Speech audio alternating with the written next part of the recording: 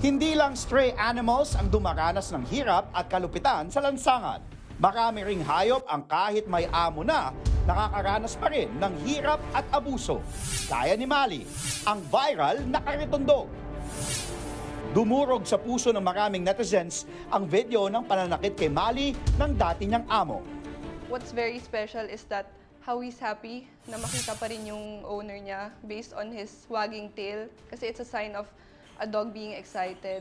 So kahit ganun siguro yung ginagawa, sinasaktan siya, binubugbog siya, masaya pa rin si Mali na makita yung amo niya kasi dogs don't think bad of their owners. They always think na baka magbago pa, mamahalin sila. Kaya naman, ang pamilya ni Doc Eunice hindi na nagdalawang isip na ipa-rescue at ampunin ito. Ngayon, heto na si Mali. Before, he was very shy, very anxious. Ngayon, very outgoing na, adventurous. Mahilig siyang sumama sa amin sa labas. Sinasama namin siya as much as possible para maging ma-open siya to experiences na never niyang na-experience before. Malayo sa dati, living the dream ng araw talaga si Mali, na ngayon ay wala ng ibang inaalala kundi kung kailan ang kanyang next gala. Alam niya pag aalis kami. After ko, for example, maligo, check niya sa room kung anong suot ko. Alam niya yung difference ng pambahay na damit tsaka yung pangalis. Pag pambahay na damit, chill lang siya, hindi siya mag-hyper. Pero pag nakita niyang naka-blouse ako or pants, yan, mag-hyper na yan kasi gusto niyang sumama.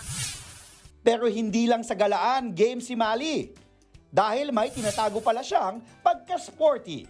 Yung first pet fun run niya, nag-5th place sila.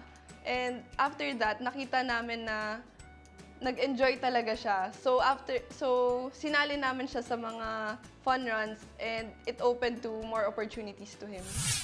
Si Mali simbolo na ngayon ng pag-asa at marami nang nabigyan ng inspirasyon. Kaya ang kanyang fur mom may panawagan sa publiko.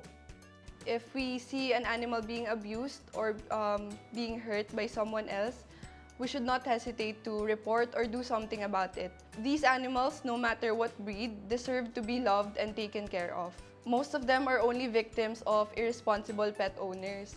I hope we open our hearts and hopefully our homes to welcoming these animals and giving them a second chance in life.